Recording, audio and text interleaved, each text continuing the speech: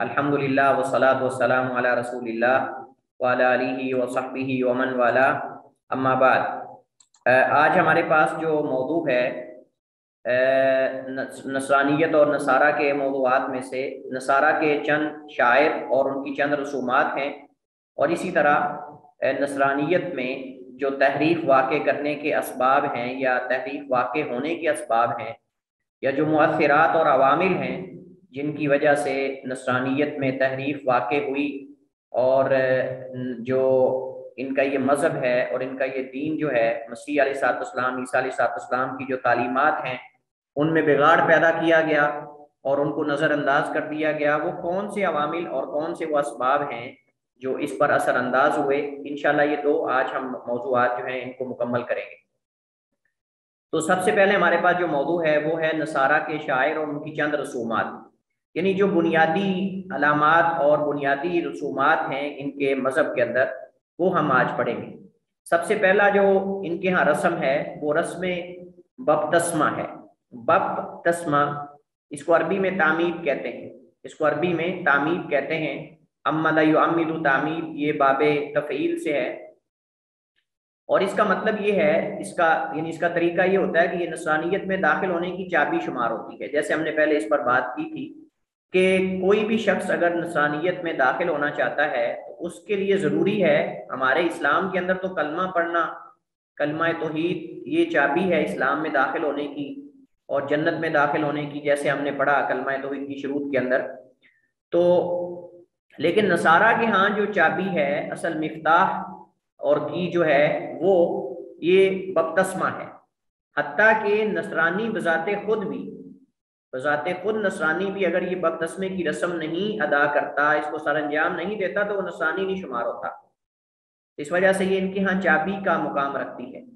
جو اس رسم سے نہ گزرے وہ ان کے نزدیک نصرانی ہی نہیں، اگرچہ وہ خاندانی نصرانی ہی کیوں نہ ہو، یعنی اگر اس کے ماں باپ نصرانی ہی کیوں نہ ہو، جدی پشتی وہ جو ہے وہ خاندانی اگر نصرانی کیوں نہ ہو، اس کے لیے بھی بپتسمے کی رسم پوری کرنا ضروری ہے۔ اگر وہ بپتسمہ کی رسم پوری نہیں کرے گا تو وہ نصرانی شمار نہیں ہوگا۔ نصارہ کے ہاں اس رسم سے گزرنا ہر ایک پر لازم ہے، اور یہ عمر کے کسی حصے میں بھی کروایا جا سکتا ہے۔ بچے کی بھی تعمید ہو سکتی ہے، بچے کو بھی بپتسمہ دلوایا جا سکتا ہے، اور بالغ، نوجوان، بوڑھا، حتیٰ کہ فوت ہونے کے قریب اگر انسان پہنچ گیا ہے، فوت ہو چکا ہے، تو اس کو بھی بپتسمہ دیا جائے گا، اس کو بھی بپتسمہ دیا جائے گا، ضروری ہے، لیکن اس کی کوئی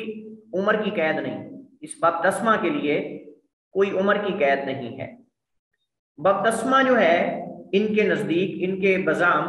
بپتسمہ کا مقصد انسان کو گناہوں سے پاک کرنا ہے، اور بپتسمہ کا طریقہ یہ ہے کہ پیشانی پر مخصوص انداز میں مخصوص پانی چھڑکتے ہیں۔ بعض لوگوں کے عمر کے حساب سے ہے، یا ان کے یہاں وہ اپنا ایک مخصوص کوٹا ہے، بعض لوگوں کی پیشانی پر کچھ پانی چھڑکتے ہیں، بعض لوگوں کے جسم کے کسی حصے کو اس میں پانی میں ڈبوتے ہیں، یعنی اس کا سر ڈبو دیا، یا اس کے پاؤں اس کے اندر داخل کر دیے، یا اس کا ہاتھ اس کے اندر داخل کر دیا، اور یا پھر پورے بدن کو مخصوص پانی میں نہلانا ضروری ہے، یعنی نہلانا ہوتا ہے، اور ضروری ہے کہ اس رسم کو چرچ کے اندر ادا کیا جائے، اور اس رسم کو ادا کرنے کے لیے یہ پادری ہونا ضروری ہے، یعنی جو پادری ہوتا ہے نا کنیسہ کا، چرچ کا جو بڑا ہوتا ہے، جو مذہبی رہنما ہوتا ہے ان کا، اس کے ہاتھوں سے بپتسمہ دلوایا جائے گا۔ اگر پادری نے بپتسمہ نہیں دیا اور چرچ کے اندر، کنیسہ کے اندر جا کر جو ہے وہ بپتسمہ نہیں دلوایا گیا، تو اس شخص کو نصرانی شمار نہیں کیا جائے گا۔ لہٰذا سب سے پہلے تو یہ ہے کہ پادری ہو، اور پھر چرچ کے اندر جا کر بپتسمہ جو ہے وہ دلوایا جائے۔ یہ رسم چرچ کے اندر ادا ہوگی، کوئی اپنے گھر کے اندر اس کو ادا نہیں کر سکتا۔ اس کے بعد دوسری جو ان کے ہاں رسم ہے وہ ہے عشائے ربانی۔ عشائے ربانی، اور اسے قربان مقدس بھی کہتے ہیں، دو نام ہیں اس کے، عشائے ربانی یا قربان مقدس۔ اس میں نصارہ کنیسہ یا چرچ میں روٹی کے ٹکڑے شراب کے ایک گلاس کے ساتھ کھاتے ہیں، یعنی روٹی کھاتے ہیں اور اوپر سے جو ہے وہ شراب پیتے ہیں، اور یہ رسم در حقیقت مسیح علیہ الصلوۃ والسلام کے سولی چڑھائے جانے کی خوشی میں سر انجام دی جاتی ہے، کہ مسیح علیہ الصلوۃ والسلام جو ہیں، عیسیٰ علیہ الصلوۃ والسلام چونکہ سولی پر اپنے آپ کو فدا کر کے ان کے گناہوں کا کفارہ بن گئے ہیں، یا اس گناہ کا جو آدم علیہ السلام نے کیا تھا ولیعاذ باللہ، اور ان کی غلطی اور بھول کو اللہ نے بنی آدم پر ڈال دیا، اور بنی آدم میں سے جو شخص اس کے لائق تھا یا جو شخص اس کے قابل تھا یا جو اللہ تعالیٰ نے جس کا انتخاب کیا وہ ولیعاذ باللہ نعوذ باللہ اللہ تعالیٰ کا بیٹا ہے ابن اللہ، جس کا اللہ تعالیٰ نے انتخاب کیا، اور یہ اس خوشی میں یہ عشائر ربانی جو ہے، یہ شعیرہ ان کے ہاں جو رسم ہے یہ اس کو سر انجام دیتے ہیں۔ اور کاتھولک یا کاتھولک دونوں طرح پڑھتے ہیں، بعض کو کاتھولک لکھتے ہیں، بعض کو کاتھولک لکھتے ہیں، یہ ایک فرقہ ہے نصارہ کے فرقوں میں سے۔ ان کے ہاں عقیدہ یہ ہے کہ جس نے شراب کے ساتھ روٹی کھائی اس نے گویا کہ ولیعاذ باللہ مسیح علیہ السلام کا گوشت کھایا اور ان کا خون پیا، یعنی روٹی جو ہے یہ گوشت کی طرح ہے اور شراب جو ہے وہ خون کی طرح ہے مسیح علیہ السلام، کیونکہ یہ دونوں چیزیں ان کے ہاں حقیقت میں بدل جاتی ہیں، یہ دونوں چیزیں ان کے ہاں حقیقت میں بدل جاتی ہیں، یعنی کچھ عرصے کے بعد جب انسان اس مخصوص رسم میں ان مخصوص ایام میں اس نیت سے روٹی کھاتا ہے، یہ خاص قسم کی روٹی ہوتی ہے، اور اوپر سے شراب کا گلاس پیتا ہے، تو اس شراب کا گلاس پینے سے، روٹی پہلے کھانے سے کچھ وقفے کے بعد وہ حقیقت میں مسیح علیہ السلام کے خون اور ان کے گوشت کے اندر وہ بدلنا شروع ہو جاتا ہے، اور گویا کہ یہ حقیقت میں یہی سمجھ کر پیتے اور کھاتے ہیں۔ بلکہ اس بارے ان کا عقیدہ تو یہ ہے کہ اس رسم کے وقت مسیح علیہ السلام کی روح کا حضور ہوتا ہے، بالکل ایسے جیسے ہمارے ہاں لوگ جشن عید میلاد النبی مناتے ہیں، اس عقیدے سے مناتے ہیں کہ اللہ کے نبی کا حضور ہوتا ہے، حضور آ رہے ہیں، کہتے ہیں حضور آ رہے ہیں، آداب اور جو ہے وہ احترام اور سکون اور وقار جو ہے اس کا اہتمام کیا جائے، حضور آ رہے ہیں، حضور آ رہے ہیں، اور وہ جو آخر میں پڑھتے ہیں نا سلام، درود و سلام جو آخر میں پڑھتے ہیں اس میں حضور آتے ہیں، شمع بز میں وہ پتہ نہیں کیا ہے وہ درود و سلام، کافی لمبا سارا انہوں نے بنایا ہوا ہے، تو وہ جو سلام پڑھتے ہیں نا آخر میں وہ ان کے بذام کھڑے ہو جاتے ہیں، سارے کھڑے ہو جاتے ہیں، اور پھر اس کے اندر وہ درود پڑھا جاتا ہے سلام، اور ان کے بذام اس میں اللہ کے نبی اور حضور جو ہیں وہ آتے ہیں۔ اور بعض تو ایسے جو حالات ہیں کہ وہ باقاعدہ مجالس کے اندر ایک کرسی خالی چھوڑ دیتے ہیں اور کہتے ہیں حضور کی آمد ہے اور حضور کا یہاں جو ہے وہ جلوہ ہوگا اور یہاں وہ تشریف فرما ہوں گے، اور حضور آتے بھی ہیں جاتے بھی ہیں، اور پتہ نہیں کتنی دفعہ آتے اور کتنی دفعہ جاتے ہیں ان کے بذام، اور پھر وہ وہاں جو ہے وہ بلند آواز سے شور بھی کر رہے ہوتے ہیں اور سب کچھ کر رہے ہوتے ہیں۔ بڑی عجیب بات ہے، یعنی ایک تو ان کے بذام اللہ کے نبی جو ہیں وہ حاضر ناظر ہیں ہر جگہ، اور پھر ان کا حضور کیسے ہوتا ہے؟ جب وہ ہر جگہ حاضر ناظر ہے تو پھر وہ آ کیوں رہے؟ پھر وہ تو پہلے ہی آئے ہوئے ہیں۔ تو یہ شاید یہ جو عقائد ہیں یہ ان لوگوں سے لیے گئے۔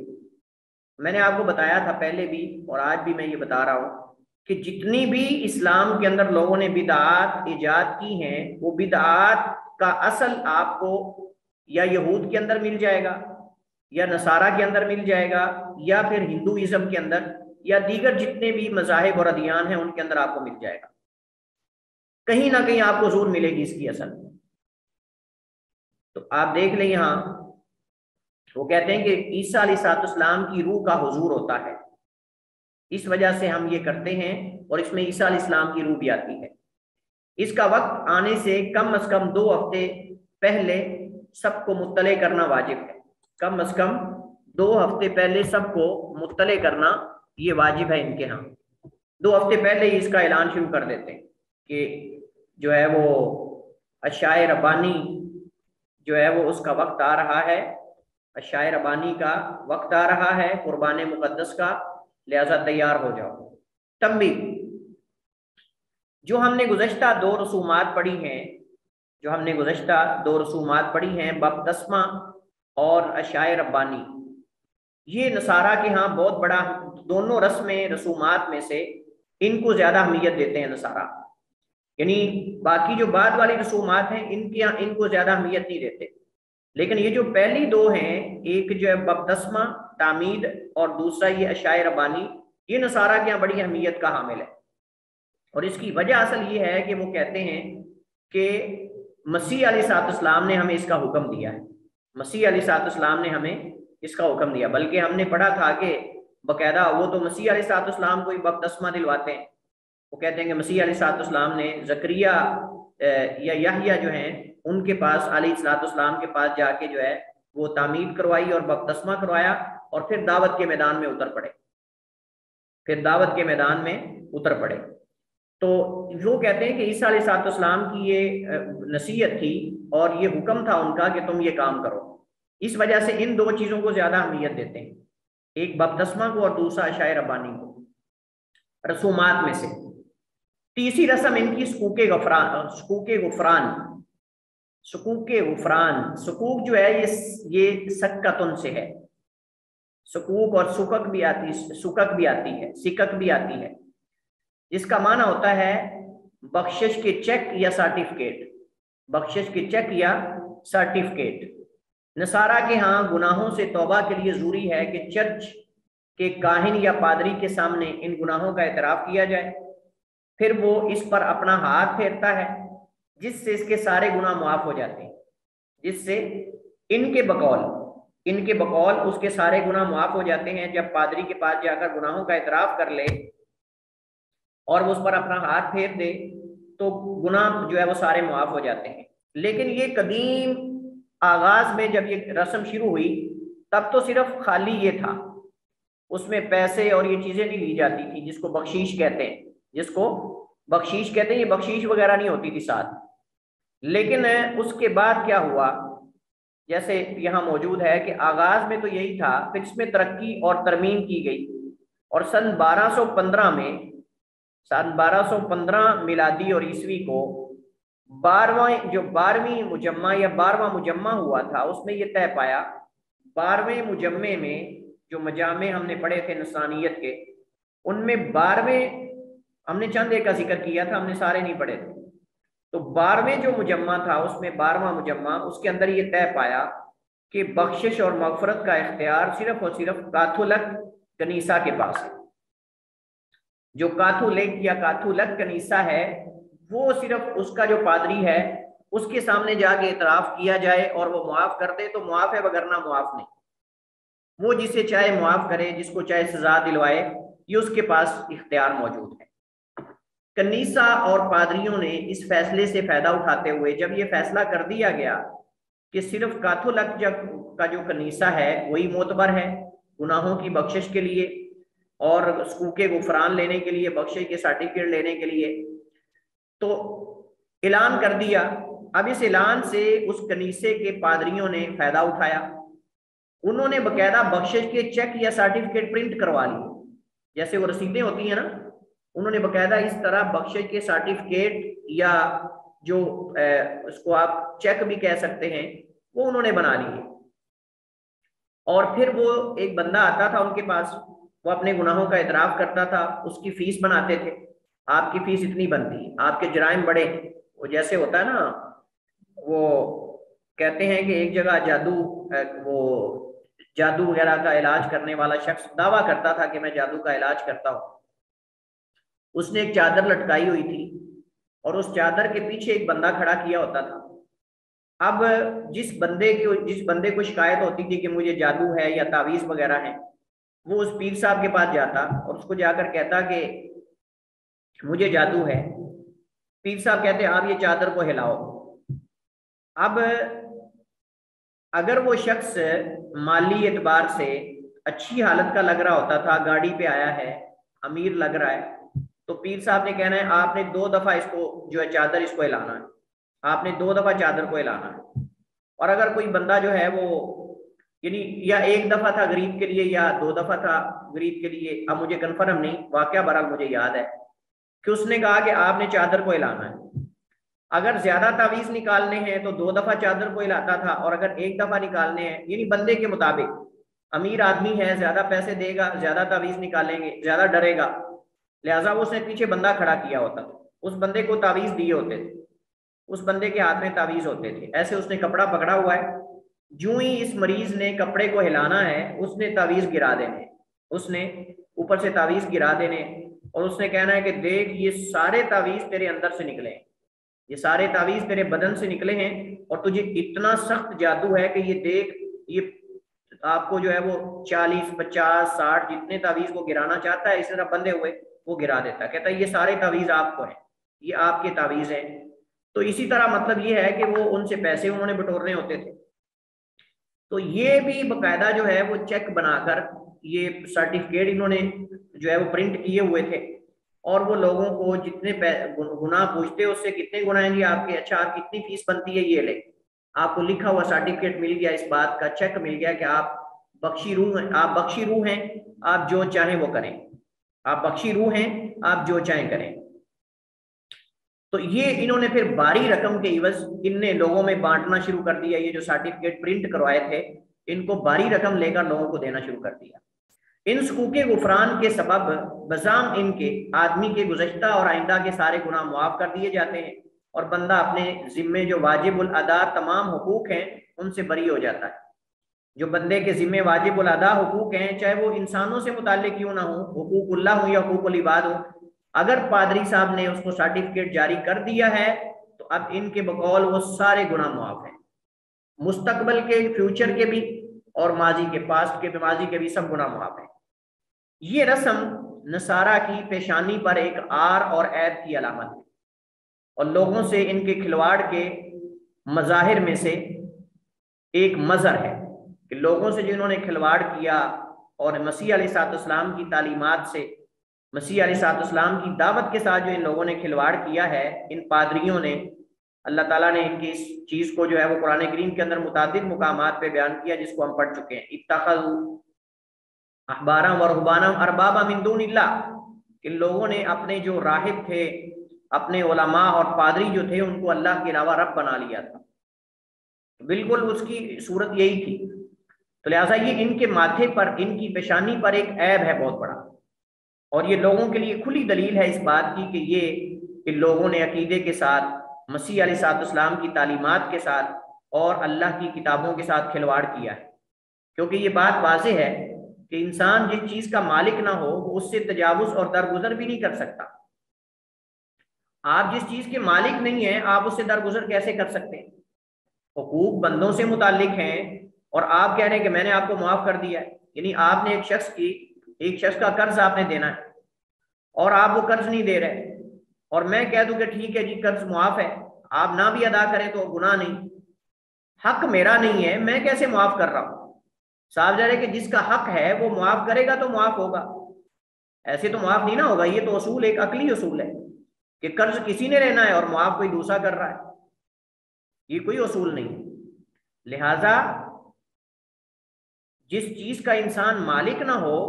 اس چیز سے وہ تجاوز کر دے، درگزر کر جائے کہ ٹھیک ہے میں نے آپ کو معاف کر دیا، آپ آزاد ہیں، آپ کے ذمے کوئی چیز واجب الادا نہیں ہے، آپ کے ذمے کوئی حقوق نہیں ہے، آپ پر کوئی جو ہے وہ واجبات نہیں ہے، تو یہ کوئی بھی صاحب عقل اس چیز کو تسلیم نہیں کرتا۔ تو پھر یہ پادری ایک دوسرے انسان کے ذمہ واجب الادا حقوق کیسے معاف کر سکتا ہے؟ جب اپنے پاس انسان کے اختیار نہیں تو دوسرے کو کیسے جا کے معاف کر سکتا ہے؟ یقیناً یہ بہت بڑی جرت اور برائیوں کے لیے ایک بند نہ ہونے والا دروازہ کھلنے کے مترادف ہے۔ جب یہ سلسلہ شروع ہو گیا تو صاف ظاہر ہے کہ لوگوں کو پتا ہے کہ پادری صاحب سے جو ہے وہ بخشش کا سرٹیفکیٹ مل جانا ہے، بخشش کا چیک مل جانا ہے، لہذا پہلے خوب، جس کو کہتے ہیں نا خوب رج کے، خوب اچھی طرح سیر ہو کر ظلم کرتے ہیں دوسروں پر، لوگوں کا مال کھاتے ہیں، بدکاری کرتے ہیں، گناہ کرتے ہیں، اور پھر جا کے پادری صاحب سے بخشش کا سرٹیفکیٹ لے لیں گے۔ پیسے تو ہیں نا، پیسے تو ہیں، دولت تو ہے، تو پادری کو تو دولت ہی چاہیے نا، پادری کو تو پیسہ چاہیے، جتنے مرضی سرٹیفکیٹ لے لیں بخشش کے۔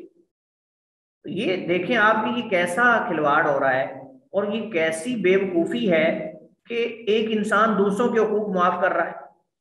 دوسروں سے جو ہے وہ کہہ رہا ہے کہ میں نے آپ سے درگزر کیا، اس کے پاس کس چیز، وہ اپنے آپ سے یہ چیزیں جو ہے وہ ختم نہیں کر سکتا تو دوسروں سے کیسے ختم کر رہا ہے؟ یہ تو بڑی عجیب بات ہے۔ اپنے گناہوں کی بخشش کا اختیار نہیں رکھتا،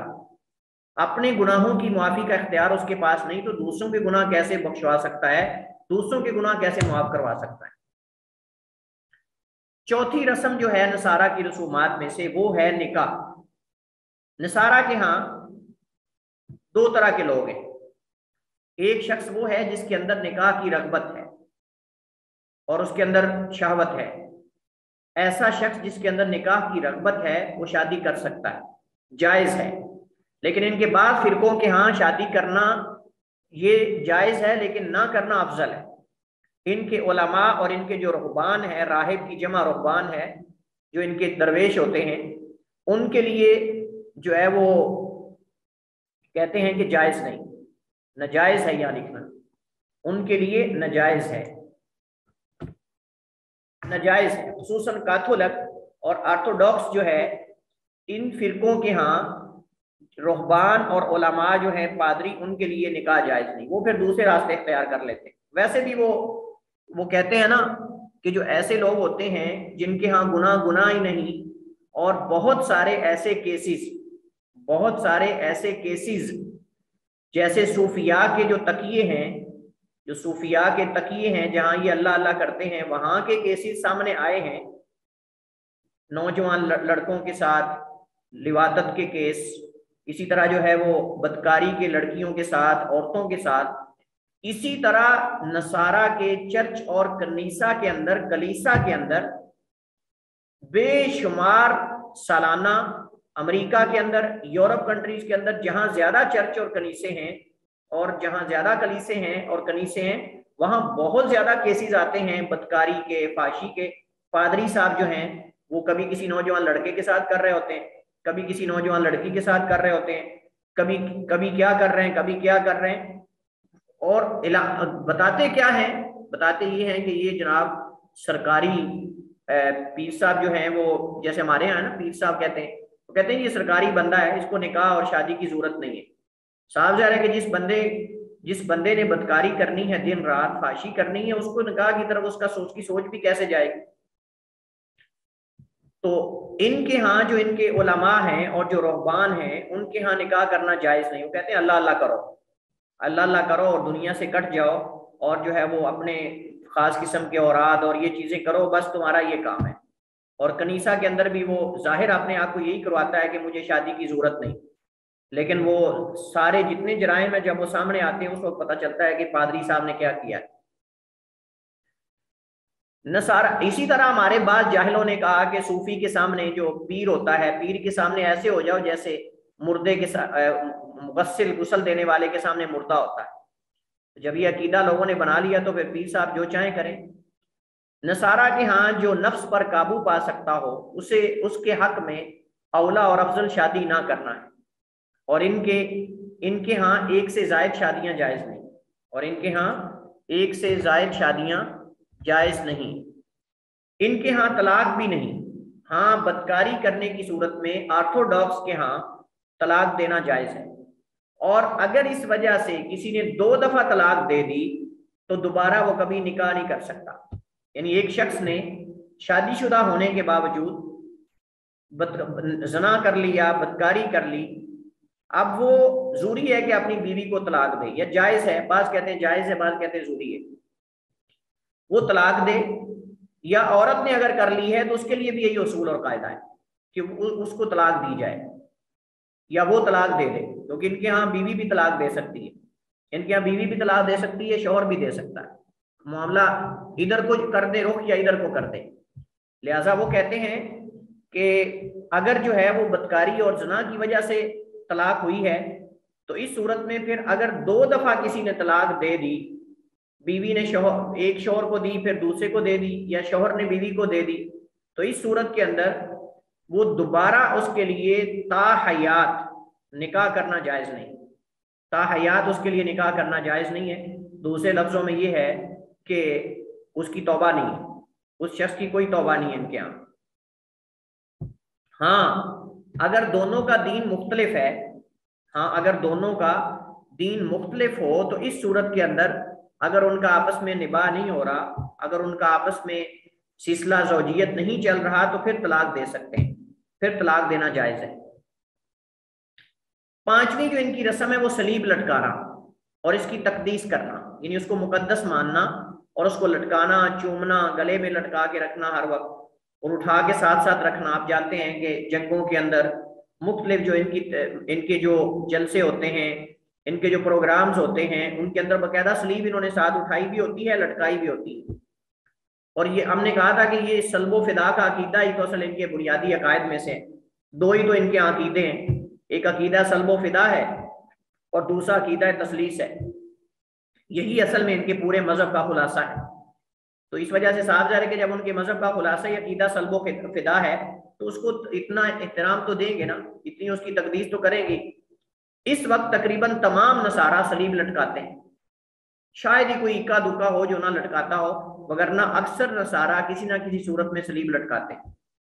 جو کہ در حقیقت ان کے عقیدے سلب و فدا کی طرف اشارہ ہے۔ اور وہ عقیدہ سلب و فدا جس کو ہم تفصیل کے ساتھ پڑھ چکے ہیں، صلیب لٹکانا اصل میں اس کی طرف اشارہ ہے، اس عقیدے کی یاد دہانی تاکہ ہر وقت رہے، اس عقیدے کی ہر وقت یاد دہانی رہے، اور یہ ان کے ذہن میں رہے کہ عیسیٰ علیہ السلام فدا ہو چکے ہیں، ہمارے گناہوں کا کفارہ بن چکے ہیں۔ نصارہ کے پاس اس صلیب لٹکانے پر کوئی بھی صحیح اور واضح دلیل نہیں کہ یہ کیوں لٹکاتے ہیں، رسم سمجھ کر لٹکاتے ہیں، عقیدہ سمجھ کر لٹکاتے ہیں، اس کی تقدیس بھی کرتے ہیں، اس کو مقدس بھی مانتے ہیں، لیکن اس کا آغاز کب ہوا، کیوں کرتے ہیں، اس کی دلیل کیا ہے، کس نے کہا ہے، ساری چیزیں مجہول ہیں۔ یہ صلیب ان کے ہاں کب مقدس ٹھہری، کس نے انہیں لٹکانے کا کہا؟ بعض متاخرین نے کہتے ہیں اسے اچھا جانا اور لٹکا لیا، اسے اچھا جانا اور لٹکا لیا، باقی ان کے پاس اس کی کوئی دلیل ہو، کوئی ایسی دلیل نہیں ہے، بس پس منظر ہے۔ وہ کہتے ہیں جی عیسیٰ علیہ السلام کے وہ جو عقیدہ سلب و فدا ہے، ہم اس کی وجہ سے تاکہ ہمیں وہ یاد رہے اور ہمارا استحضار رہے، اس طرف ہمارا ذہن رہے اور ہم عیسیٰ علیہ السلام کو نہ بھولیں، تو اس وجہ سے ہم یہ صلیب جو ہے وہ لٹکاتے ہیں، عیسیٰ علیہ السلام کی قربانی کو نہ بھولیں، عیسیٰ علیہ السلام کی قربانی کو نہ بھولیں۔ اس کے بعد ان کے پاس ہے اتوار کے دن کی تقدیس۔ آپ جانتے ہیں کہ جو یہود کا رسمی دن ہے اور موسیٰ علیہ السلام کا عید کا دن، یہود کا عید کا دن، اور عیسیٰ علیہ السلام بھی صاحب بنی اسرائیل کے جو دین شریعت موسوی تھا اس پر تھے، لہٰذا عیسیٰ علیہ السلام بھی ہفتے کے دن کو ہی مقدس مانتے تھے، عیسیٰ علیہ السلام بھی ہفتے کے دن کو ہی مقدس مانتے تھے۔ تو اس کے بعد کیا ہوا، مسیح علیہ السلام جب دنیا سے چلے گئے، ان کو اٹھا لیا گیا زندہ آسمانوں پہ، تو بعد میں نصارہ نے ہفتے کے دن کو چھوڑ کر اتوار کی تعظیم شروع کر دی، صرف یہود کے ساتھ تعصب کی وجہ سے، صرف یہود کے ساتھ مخالفت اور عداوت اور حسد اور بغض کی وجہ سے نصارہ نے جان بوجھ کر، بعد میں آنے والے نصارہ نے، عیسیٰ علیہ السلام نے کوئی اتوار کا دن، عید کا دن یا کوئی خوشی کا دن خاص نہیں کیا، ان کے ہاں وہی دن تھا جو موسیٰ علیہ السلام اور ان کی قوم کے ہاں تھا، اور وہ ہفتے کا دن تھا۔ لیکن ان لوگوں نے کیا کیا، ان لوگوں نے بعد میں جو متاخرین آئے، انہوں نے یہود کی مخالفت میں، یہود کے ساتھ عداوت اور دشمنی کی وجہ سے اپنا ایک الگ دن بنا لیا، تعظیم کے لیے، احترام کے لیے، اکٹھا ہونے کے لیے۔ عید کا دن آپ سمجھ لیں ہفتہ وار جو عید ہوتی ہے، اس کو انہوں نے اتوار کے دن کو بنا لیا، اور اس کی کوئی ان کے پاس دلیل نہیں، نہ عیسیٰ علیہ السلام سے ہے نہ کہیں اور سے ہے، بس صرف یہی ہے کہ انہوں نے یہود کی مخالفت میں یہ دن جو ہے اصل ہفتے کے دن کو چھوڑ کر اتوار کے دن کے اندر جو ہے انہوں نے اس کو اپنا جو ہے وہ مقدس دن بنا لیا ہے۔ اس کے بعد ہمارے پاس جو موضوع ہے وہ دوسرا موضوع ہے جو میں نے شروع میں ذکر کیا، مسیح علیہ السلام کی دعوت میں تحریف کیوں واقع ہوئی، اس کے اسباب کیا ہیں اور اس کے عوامل کیا ہیں، مؤثرات کیا ہیں جس وجہ سے یہ تحریف واقع ہوئی، یہ ہم پڑھتے ہیں۔ اس کے بعد آپ جانتے ہیں کہ عیسیٰ علیہ السلام دین موسوی کو آگے پھیلانے والے تھے اور اللہ تعالیٰ کے نبی ہیں، اللہ تعالیٰ نے ان کو جو ہے وہ انجیل دے کر اللہ تعالیٰ نے جو ہے وہ بھیجا، مبعوث کیے گئے۔ جب تک عیسیٰ علیہ السلام رہے اللہ تعالیٰ کی توحید کا اعلان کرتے رہے، اور لوگوں کو حق کی دعوت دیتے رہے، اور دین موسوی کے اندر جو احکامات تھے، جس کے اندر ختنہ تھا، جس کے اندر دیگر عبادات تھیں، ان کی دعوت دیتے رہے۔ اور اصل میں وہ آئے ہی، جیسے ہم نے پڑھا کہ بنی اسرائیل سے توبہ کروانے کے لیے، ان کی غلطیوں سے اور ان کے گناہوں سے، تاکہ وہ توبہ کریں، اللہ کی طرف رجوع کریں۔ وہی جو موسیٰ علیہ السلام کی دعوت تھی، اسی کو آگے لے کر چلے ہیں جناب عیسیٰ علیہ السلام، اور اسی کو ہی آگے مکمل کرنے کی انہوں نے کوشش کی۔ لیکن ہوا کیا کہ عیسیٰ علیہ السلام کے جانے کے بعد ہم نے پڑھا کہ مسیح علیہ السلام کے جو تلامیذ تھے، ان کے جو حواری تھے، ان کے ساتھ بھی بہت برا سلوک کیا گیا۔ ان کو پکڑ پکڑ کے جو ہے وہ سزائے موت دی گئی، بعض کو قید و بند میں رکھا گیا، بعض کو جو ہے وہ کہیں دوسری قوموں کے اندر وہاں مطلب کہ جا کر ان کے اندر شامل کر دی، یعنی ان کے ساتھ کوئی اتنا اچھا سلوک نہیں کیا گیا۔ مسیح علیہ السلام کے اٹھائے جانے کے بعد، ان کے شاگردوں کے، ان کے حواریوں کے قتل ہو جانے کے بعد یا شہید ہو جانے کے بعد، ان پر ظلم و زیادتی کرنے کے بعد، پھر کیا ہوا کہ یہ جو نصارہ ہیں، یہ پھر یہود کے ظلم و ستم کا شکار ہوئے، اور ان کے ظلم و ستم کا شکار ہونے کی وجہ سے ہم نے جیسے پڑھا تھا کہ یہ جو ہے وہ دنیا کے مختلف علاقوں میں ان کو بکھیر دیا گیا، ان کو ذلت اور رسوائی کی زندگی جو ہے اس میں رہنا پڑا، حالات بہت خراب رہے ان پر، اور 1 صدی نہیں، 2 صدی نہیں، بلکہ کئی صدیوں تک نصارہ کو یہود نے اٹھنے نہیں دیا۔ وہی جو حشر ان کے ساتھ ہوا تھا یہود کے ساتھ، وہی انہوں نے ان کے ساتھ کیا، اور پھر انہوں نے ان کے ساتھ کیا۔ تو یہی یہ عدلے کا بدلہ ہے۔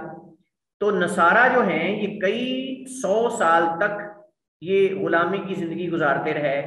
اور ظلم و ستم کا ان کو سامنا رہا، اغیار کی طرف سے ظلم و ستم ان پر ہوتا رہا۔ آپ جانتے ہیں دعوت جو ہوتی ہے نا، دعوتی سرگرمیاں، ان کی نشو نما کب ہوتی ہے؟ ان کی نشو نما تب ہوتی ہے جب ظلم نہ ہو، جب آزادی ہو۔ لیکن جب ظلم ہوتا ہے نا، ظلم کا حملہ جتنا تیز ہوگا اتنی وہ دعوت زیادہ دبے گی، اتنی وہ دعوت دب جائے گی۔ آپ دیکھیں نبی علیہ السلام مکہ کے اندر آپ کی دعوت مخصوص تھی، مکہ کے اندر آغاز میں آپ کی دعوت پوشیدہ تھی، آپ مخفی طور پہ لوگوں کو، خفیہ طریقے سے لوگوں کو دعوت دیتے تھے۔ اس کے بعد پھر آہستہ آہستہ آپ نے اعلانیہ دعوت جو ہے اس کا اعلان کر دیا، پھر آپ نے اعلانیہ دعوت دی۔ لیکن آپ دیکھیں کہ مسلمانوں نے جیسے دین اسلام کا پرچار مدینہ میں آ کر کیا ہے، آزاد ہونے کے بعد، ہجرت کے بعد، اس طرح مکہ میں نہیں کر سکے۔ تو یقیناً کوئی بھی مذہب ہو، کوئی بھی دین ہو، کوئی بھی دعوتی سرگرمیاں ہوں، ان کے اندر آزادی اور خود مختاری یہ بہت بڑی چیز ہوتی ہے۔ اور اگر جو ہے اس دعوت کے میدان میں یا اس دعوت کے راستے میں اگر کوئی ظلم و ستم یا دباؤ اگر آڑے آ جائے، تو پھر یہ دعوت اگر جو ہے وہ ختم نہیں تو کم از کم اس میں کمی واقع ہوتی، وہ ایک دفعہ دب جاتی ہے، کم ہو جاتی ہے، اور بسا اوقات کئی کئی سالوں تک متاثر رہتی ہے۔ تو جو چیزیں عیسیٰ علیہ السلام کی دعوت کو بدلنے اور ان میں تحریف واقع کرنے کے لیے عوامل ہیں، مؤثرات ہیں، ان میں سب سے پہلے اغیار کا ظلم و ستم ہے۔ اغیار کا ظلم و ستم یہ سب سے پہلی چیز ہے۔ دینی اور اصلاحی سرگرمیاں امن و سلامتی میں بڑھتی ہیں، اور جب خوف و ہراس ہو یا اغیار کا ظلم و ستم بڑھ جائے تو یہ دب جاتی ہے۔ مسیح علیہ السلام اور ان کے پیروکاروں کی تاریخ کا مطالعہ کرنے سے ہمیں یہ پتہ چلتا ہے، یہ معلوم ہوتا ہے کہ جس چیز نے ان کی دعوت اور نشو نمائی کو سب سے زیادہ متاثر کیا وہ یہود کی طرف سے مسلسل ظلم و ستم ہے، حتیٰ کہ یہ کئی صدیوں تک جاری رہا۔ پہلے یہود کی طرف سے کئی صدیوں تک ظلم ہوتا رہا، مختلف جو ان کے جو بادشاہ بنے انہوں نے ظلم کیا،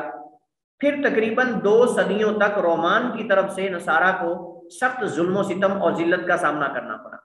ہم نے یہ تاریخ کے اندر پڑھا تھا کہ رومان نے پھر ان کو اپنے تسلط میں رکھا، رومان کا تسلط آ گیا، انہوں نے ان کا ظلم و ستم کیے، انہوں نے ان کو جو ہے وہ قید و بند میں رکھا، اور رومان ہی تو تھے جنہوں نے جو ہے وہ آ کر بیت المقدس کو گرایا اور ظلم و ستم کیا۔ تو یہود پر بھی ان لوگوں نے ظلم و ستم کیا تھا، حتیٰ کہ 2 صدیوں تک جو ہے رومان کے تسلط میں نصارہ رہے، حتیٰ کہ جسے قتل کرنا ہوتا تھا ان لوگوں نے اسے نصرانی کا الزام دے دیتے تھے کہ تم نصرانی ہو۔ تو ان رومان کے ہاں اگر کسی شخص کو انہوں نے مارنا ہوتا، قتل کرنا ہوتا، تو اس کے لیے بہترین حال یہ تھا کہ اس کو نصرانی کہہ دو کہ یہ نصرانی ہے، لہذا نصرانی کہہ دیا۔ کسی شخص نے کسی بندے کو مروانا ہے نا، اس کو کہہ دیتا یہ نصرانی ہے، جا کے اس کی شکایت کر دیتا، اور اس کو پکڑ کے اس کو جو ہے وہ یا تو اس کو جلا دیتے تھے یا اس کو سولی پہ چڑھا دیتے تھے، یا پھر اتنا سخت ظلم کیا رومان نے کہ انہوں نے وحشی درندے رکھے ہوئے تھے، وحشی درندے جیسے شیر، چیتا، اس طرح کے خطرناک درندے رکھے ہوئے تھے، اس شخص کو درندوں کے سپرد کر دیتے تھے اور درندے اس کو چیر پھاڑ کر دیتے تھے اس کی۔ اتنا ظلم و ستم انہوں نے کیا نصارہ پر۔ اس ذلت اور رسوائی کے ایام میں نصارہ اپنے عقائد اور دین کو بھول گئے، جس کے نتیجے میں مسیح علیہ الصلوۃ والسلام کے دین میں تحریف واقع ہوئی، اور ہم نے تفصیل ساری اس کی پڑھی تھی۔ ہم نے کہا تھا کہ ان کے ساتھ کیا ہوا، جو تعلیمات تھیں عیسیٰ علیہ الصلوۃ والسلام کی وہ بھول گئے، کچھ لکھا ہوا تھا تو ضائع ہو گیا، اور پھر کیا ہوا، پھر دیگر ادیان سے متاثر ہوئے، ان کے عقائد بدل گئے، اور وہی جو بت پرستی اور بت پرستوں کے جو عقائد اور نظریات ہیں وہ اس میں شامل کر کے دین عیسوی کو اور دین موسوی کو بدل دیا گیا۔ یہ تفصیل ہم ساری پڑھ چکے ہیں۔ بہت ساری چیزیں آج ہم جن کی طرف اشارہ کر رہے ہیں، ہم پہلے تفصیل ان کی پڑھ چکے ہیں۔ انجیل کا ضیاع، اس کی سند کا منقطع ہو جانا، یہ بھی ایک سبب ہے عیسیٰ علیہ الصلوۃ والسلام کی دعوت میں تحریف واقع ہونے کا، اس کے بدلنے کا، اس کے اندر جو بگاڑ پیدا ہوا ہے، اس کے اسباب میں سے ایک سبب یہ ہے کہ انجیل ضائع ہو گئی ان لوگوں سے، اور اس کی سند منقطع ہوگی، کہاں گئی، کدھر گئی، کوئی پتہ نہیں چلا۔ جب سند اس کی منقطع ہوگی تو تعلیمات بھی گئیں ساری۔ مسیح علیہ الصلوۃ والسلام کے اٹھائے جانے کے بعد نصارہ نے ان کی تعلیمات کو محفوظ کرنے کا اہتمام نہیں کیا، یعنی عیسیٰ علیہ الصلوۃ والسلام کی جو تعلیمات تھی ان کو محفوظ کرنے کا کوئی اہتمام نہیں کیا، اور نصارہ کے در بدر پھرنے کے دوران اصل انجیل کی تعلیمات ضائع ہو گئیں، جس کے سبب تحریف شدہ اناجیل سامنے آئے۔ نتیجتاً جب یہ اصل انجیل ضائع ہو گئی اور نصارہ کو جو ہے وہ یہود کے تسلط میں یا رومان کے تسلط میں رہنا پڑا، ذلت اور رسوائی بکھر گیا ادھر ادھر، تو ان کے ساتھ وہ عیسیٰ علیہ السلام کی جو تعلیمات لکھی تھی انجیل کی صورت میں وہ بھی ضائع ہو گئی۔ ہم نے پڑھا تھا کہ اس کا کوئی پتہ نہیں کہاں گئی، کوئی اس کی سند نہیں، کوئی اس کو بیان کرنے والا نہیں۔ اچانک ایک دم جو ہے وہ چاروں انجیلیں سامنے آ گئی، چاروں اناجیل سامنے آ گئی ایک دم، جن کا پہلے وجود بھی نہیں تھا۔ تو یہ اصل میں نتیجہ تھا ان کے جو ہے وہ ان سے یہ تعلیمات اصل جو ہے ان کے ضائع ہونے کا۔ پھر یہ چاروں اناجیل سامنے آئی، ان کے کاتب بھی مجہول ہیں، لکھنے والا کون ہے، اور پھر یہ چاروں اناجیل تحریف اور اختلافات سے بھی بھرپور ہیں، ان کے اندر اتنی زیادہ تحریفات ہیں، اتنے زیادہ اختلافات ہیں جن کا تصور بھی نہیں کیا جا سکتا۔ اچھا، یہ دو سبب ہو گئے، ایک ہم نے کہا کہ نصارہ کی ذلت اور رسوائی اور ان پر ظلم و ستم اغیار کی طرف سے، دوسرا انجیل کا ضائع ہو جانا اور اس کی سند کا منقطع ہو جانا، تیسرا سبب یہ بولا ہے، بولس، یہ جو بولس شعول یہودی ہے، یہ تیسرا سب سے بڑا عامل ہے یا عوامل میں سے عامل ہے، مؤثرات میں سے یہ ایک اثر ہے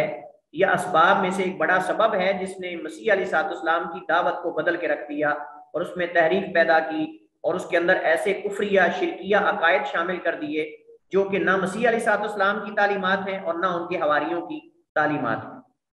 آپ ذرا اندازہ کریں کہ ایک شخص جو ہے مسیح علیہ الصلوۃ والسلام کی زندگی میں ان کا سخت دشمن رہا ہو، اور وہ پھر ہو بھی یہودی تو جلدی بدلتے ہی نہیں، اور ایک دم عیسیٰ علیہ الصلوۃ والسلام کے اٹھائے جانے کے بعد جو ہے وہ اپنے آپ کو نصرانی کہنے لگ جائے اور پھر عیسیٰ علیہ الصلوۃ والسلام کی طرف سے لوگوں کو دعوت دینے لگ جائے، تو اس کا کیا مطلب ہے؟ اس کا مطلب یہی ہے کہ یہ بگاڑ پیدا کرنے کے لیے، جیسے عبداللہ ابن سبا یہودی جو ہے وہ اسلام میں داخل ہوا تھا، اسلام میں بگاڑ پیدا کرنے کے لیے، مسلمانوں میں اختلاف اور تفرقہ بازی ڈالنے کے لیے، بالکل وہی کردار اس بولس نے ادا کیا ہے نصارہ کے عقائد کو بگاڑنے میں، جیسے ہم مسلمانوں کے عقائد کو بگاڑنے میں سب سے پہلے جن لوگوں کا ہاتھ ہے ان میں عبداللہ ابن سبا یہودی سر فہرست ہے۔ عبداللہ ابن سبا یہودی اسلام قبول کیا اس نے صرف دھوکہ دینے کے لیے مسلمانوں کو، اور اسلام کے اندر تحریف تو نہیں کر سکا وہ، لیکن اسلام کے اندر لوگوں کے عقائد خراب کرنے کے لیے اس شخص نے جو ہے سب سے پہلا، جو آپ دیکھیں دونوں کا کردار ایک ہے، ادھر بولس کا کردار کیا جا رہا ہے اور ادھر اس کا کردار کیا رہا. یہ ہم اگر اب اس کا تقابل کریں تو تقریباً سیم ہے، کوئی فرق نہیں. بولس نے عیسیٰ علیہ السلام کے اللہ کا بیٹا ہونے کا دعویٰ کر دیا، اور جو ادھر ابن سبا یہودی تھا اس نے علی رضی اللہ تعالیٰ عنہ کی الوہیت کا دعویٰ کر دیا کہ علی جو ہے یہ الہ ہے. پھر اس نے کبھی جو ہے وہ مسیح ہونے کا دعویٰ کیا، کبھی کچھ کیا کبھی کچھ کیا، پھر اہل بیت کی محبت کا نعرہ لگا دیا. تو اس طرح کر کے اس نے فتنہ جو ہے وہ ختم نہیں ہونے دیا. پہلے حضرت معاویہ اور حضرت علی کے درمیان اختلافات پیدا کروائے، اس کے بعد حضرت عائشہ اور علی کے درمیان اختلافات پیدا کروائے. یہ صحابہ کرام کے درمیان جو اختلافات ہوئے محض غلطیوں کی بنیاد پہ اور محض جو ہے وہ غلط فہمیوں کی بنیاد پہ ہوئے، اور سبب اس میں بنیادی عبداللہ ابن سبا تھا. تو آئیے ذرا ہم یہ جو نصارہ کا عبداللہ ابن سبا ہے اس کی بھی ذرا یہودی کی ہم ذرا خبر لیں. ہم نے اس کی تفصیل پہلے پڑھ لی ہے، بولس کے بارے میں، اس کے رسائل کا بھی ہم نے ذکر پڑھا، اس کی دیگر چیزیں معلومات بھی، جتنے ہم اس کے بارے میں چیزیں یہاں لکھیں گے یہ ساری اس کے رسائل کے اندر موجود ہیں. رسائل بولس، اس کے جو رسائل ہیں، کتابچے ہیں، اس کے اندر ساری چیزیں یہ موجود ہیں جو ہم یہاں بیان کرنے لگے. تو دعوت مسیح علیہ السلام میں تحریک کا سبب، سب سے بڑا سبب جو ہے، سب سے بڑا سبب یہ بولس یہودی ہے جو مسیح علیہ السلام کا سخت دشمن اور متعصب یہودی تھا. ترتوس علاقے میں پرورش پائی، جو کہ اس وقت جب یہ پیدا ہوا تو یہ ترتوس علاقہ جو ہے یا ترسوس علاقہ جو ہے یہ فلسفہ اور دیگر علوم و فنون کا مرکز تھا. اس نے وہاں فلسفہ وغیرہ سیکھا. اس کے بعد بولس جو ہے اورشلیم منتقل ہو گیا، یعنی بیت المقدس، شام میں چلا گیا اور وہاں یہودیت سیکھی، یہودیت کی تعلیمات لی. اور جب مسیح علیہ السلام مبعوث ہوئے تو یہ ان کے بڑے پہلے اور بڑے دشمنوں اور مخالفین میں شمار ہوتا تھا. مسیح علیہ السلام کے اٹھائے جانے کے بعد نصرانیت میں فساد برپا کرنے کی غرض سے نصرانی ہوا اور مندرجہ ذیل باطل عقائد ایجاد کیے. اب اس نے کیا کیا عقائد ایجاد کیے؟ ان میں سب سے پہلا عقیدہ جو بولس کی طرف سے نصرانیت میں شامل کیا گیا اور باقاعدہ عقیدے کے طور پر سامنے آیا، بنیادی عقیدے کے طور پر، وہ عیسیٰ علیہ السلام کے ابن اللہ ہونے کا دعویٰ تھا. سب سے پہلے جس شخص نے عیسیٰ علیہ السلام کے ابن اللہ ہونے کا دعویٰ کیا ہے، اللہ کا بیٹا ہونے کا، وہ ان میں سے ایک یہ بولس ہے. نمبر 2، عقیدہ صلب و فدا. عقیدہ صلب و فدا کو لوگوں میں عام کرنے والا اس فکر کو، یہ بھی یہی بولس ہے، شعول یہودی. نمبر 3، یہ دعویٰ کہ مسیح علیہ السلام تمام انسانیت کی طرف نبی بنا کر بھیجے گئے، یہ دعویٰ بھی اسی نے عام کیا تھا کہ مسیح علیہ السلام جو ہے وہ تمام بشر اور تمام انسانوں کے لیے، انسانیت کے لیے نبی اور رسول ہے. شریعت موسوی کو معطل کر کے ایمان کو اعمال سے خالی کرنے والا شخص بھی یہی ہے، جس نے موسیٰ علیہ السلام کی شریعت کو معطل کر دیا اور اسی طرح ایمان کو اعمال سے خالی قرار دے کر کہا کہ انسان عمل کے بغیر خالی ایمان سے ہی نجات پا جاتا ہے، لہٰذا یہ اعمال کرنا، نماز اور روزہ، ان کی ضرورت اور حاجت نہیں. بالکل ایسے جیسے مرجیہ جو ہیں وہ ایمان میں سے عمل کو پیچھے کر دیتے ہیں اور کہتے ہیں کہ اعمال جو ہیں انسان کے وہ ایمان کا حصہ نہیں، لہٰذا نہ ایمان بڑھتا ہے نہ ایمان جو ہے وہ کم ہوتا ہے. ایمان میں کمی بیشی نہیں ہوتی ان مرجیہ کے ہاں، جو غلاۃ مرجیہ ہیں ان کی ہم بات کر رہے ہیں. وہ کہتے ہیں کہ اعمال ایمان کا حصہ ہی نہیں. اس کا مطلب انہوں نے یہ عقیدہ کہاں سے لیا؟ یہ نظریہ مرجیہ نے کہاں سے لیا ہے؟ یہ نظریہ ان نصارہ سے لیا گیا ہے، جو یہ کہتے تھے، یعنی یہ بولس جو ہے یہودی، جو یہ کہتا تھا کہ انسان کے عمل کے بغیر خالی ایمان سے ہی اس کی نجات ہو جائے. اسی طرح ختنے کی سنت کو اس نے ختم کیا. ختنے کی سنت کو ختم کرنے والا بولس ہے، جبکہ ابراہیم علیہ السلام سے یہ سنت چلتی آ رہی ہے. اللہ تعالیٰ نے ابراہیم علیہ السلام کو سب سے پہلے حکم دیا تھا کہ ختنہ کرو. اس کے بعد پھر ابراہیم علیہ السلام کے دیگر انبیاء کے اندر یہ سنت منتقل ہوئی. موسیٰ علیہ السلام اس کے قائل تھے، عیسیٰ علیہ السلام اس کے قائل تھے، لیکن عیسیٰ علیہ السلام کے اٹھائے جانے کے بعد کافی عرصے کے بعد یہ تعلیمات بولس نے آ کر ان میں جو ہے وہ تبدیلی کی، تحریف کی، اور یہ عقائد نئے جو ہے وہ لا کر اس میں شامل کر دیے، اور پہلے عقائد جو صحیح تھے ان کو اس نے جو ہے وہ بیچ میں سے ختم کر دیا اور اڑا دیا. دیگر اسباب میں، یعنی ہم نے پیچھے اسباب 3 پڑھے تھے. تیسرا ہم نے پڑھا تھا بولس، پہلا ہم نے پڑھا تھا یعنی شروع کے اندر اغیار کا ظلم، اس کے بعد انجیل کا ضیاع اور اس کی سند کا منقطع ہونا، اس کے بعد بولت شعول یہودی کا ان کی نصرانیت کے اندر تحریف واقع کرنا اور نئے نئے عقائد لا کر اس میں شامل کرنا، یہ 3 ہو گئے۔ چوتھا ہے دیگر اسباب میں وثنیت اور فلسفات بھی آتے ہیں، یعنی دیگر اسباب میں اس وجہ سے لکھ دیا چونکہ بیچ میں یہ 5 چیزیں جو ہے وہ بولس کے بارے میں ہم نے ذکر کی۔ تو اس کے بعد چوتھا جو سبب ہے نصرانیت میں بگاڑ پیدا ہونے کا یا اس میں تحریف واقع ہونے کا، وہ کیا ہے؟ وثنیت یعنی بت پرستی اور فلسفات۔ یہ بت پرستی اور فلسفہ جو ہے یہ بہت زیادہ اس نے متاثر کیا ہے نصرانیت کو۔ ہمارے مسلمان بھی اس سے متاثر ہوئے۔ فلسفے کی جب کتابوں کا ترجمہ عربی میں جو ہے وہ مامون نے کروایا، مامون اور رشید نے، اس وقت سب سے پہلا جو فتنہ سامنے آیا فلسفے کی کتابوں کا عربی میں ترجمہ ہونے کے بعد، لوگوں کے دماغ خراب ہوئے متکلمین کے، اور انہوں نے اٹھ کے سب سے پہلے جو بات کی، انہوں نے کہا قرآن اللہ کی کلام نہیں بلکہ قرآن مخلوق ہے، قرآن جو ہے یہ مخلوق ہے، یہ قرآن اللہ کی کلام ہے۔ سب سے پہلے اس عقیدے کو انہوں نے آ کر جو ہے وہ اس کو خراب کرنے کی کوشش کی اور لوگوں کے افکار کے ساتھ کھیلنے اور جو ہے وہ ان کے ساتھ جو ہے ان کو خراب کرنے اور بدلنے کی کوشش کی۔ نصارہ نے وثنیت سے کئی ایک عقائد لیے ہیں، جن میں چند ایک ہم ذکر کریں گے۔ نمبر 1 عقیدہ تثلیث۔ عقیدہ تثلیث جو انہوں نے ہندو مت اور بوذیوں سے لیا ہے۔ عقیدہ سلب و فدا، یہ انشاءاللہ ہم جب پڑھیں گے نا ہندوازم، اور ہم جب بوذیوں کا ذکر پڑھیں گے تو انشاءاللہ ان کے عقائد جب پڑھیں گے تو آپ کو وہاں بتائیں گے کہ یہ نصارہ نے عقیدہ تثلیث جو ہے یہ کن سے لیا ہے، وہاں انشاءاللہ ہم ذکر کریں۔ جیسے ہم نے یہاں ذکر کیا نا کہ ان لوگوں نے فلاں فلاں سے یہ عقائد لیے ہیں، اس طرح وہاں جا کے ذکر کریں گے کہ ہندوازم نے دوسرے عقائد کے اندر کیا اثر ڈالا ہے اور دوسرے جو مذاہب ہیں وہ اس سے کتنا متاثر ہوئے ہیں۔ ہم پاکستان کے اندر دیکھ لیں، پاکستان کے اندر ہمارے اندر جو یہ رسومات ہیں شادی بیاہوں کی اور فوت شدگان پتہ نہیں کیا کیا، ان میں بہت ساری چیزیں ہمارے لوگوں نے وہاں سے لی ہیں، ہندوؤں سے بہت ساری رسومات انہوں نے لی ہیں۔ تو عقیدہ تثلیث جو ہے یہ ہندو مت اور بوذیوں سے لیا گیا ہے۔ عقیدہ سلب و فدا بھی ہندو مت سے لیا گیا، ہندوازم سے لیا گیا۔ امبراطور قسطنطین یہ 5واں سبب ہے یعنی نصرانیت میں تحریف واقع ہونے کا۔ امبراطور قسطنطین کے بارے میں ہم پڑھ چکے ہیں کہ یہ وہ شخص تھا جس نے نصارہ کو ذلت اور رسوائی سے نکالا تھا، اور اس نے کہا تھا کہ تم آج کے بعد آزاد ہو، اور باقاعدہ اس نے آرڈر جاری کر دیا کہ آج کے بعد کسی نصرانی کو کوئی قتل نہ کیا جائے، کوئی سزا نہ دی جائے، نصارہ آزاد ہے۔ اور اس نے ان کو آزاد کر کے اصل میں احسان کر کے ان کو اپنے جیسا بنانے کی کوشش کی، ان پر یہ آزادی کا احسان کر کے اعلان کر دیا کہ نصارہ اپنی عبادت کرنے میں آزاد ہے، نصارہ جو ہیں وہ اپنی آزادی سے عبادت کر سکتے ہیں، آج کے بعد ان پر کوئی پابندی نہیں، پابندیاں ساری ختم کر دی اس نے، امبراطور قسطنطین نے۔ اور اس احسان کے بدلے میں اس نے کیا کیا؟ نصرانیت کو بدل دیا۔ جب اس کے قریب آتے تھے تو یہ چونکہ فلسفہ وغیرہ اس نے پڑھا تھا اور کتابیں پڑھتا رہتا تھا،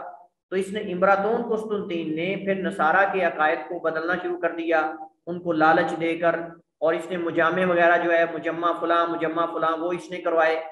جو مجلس شورا ہوتی تھی وہ اس نے بنائی، اور اس نے بہت زیادہ بگاڑ پیدا کیا۔ اور اصل میں یہ عقائد سارے شامل کروانے والا نصرانیت کے اندر یہ امبراطور تھا،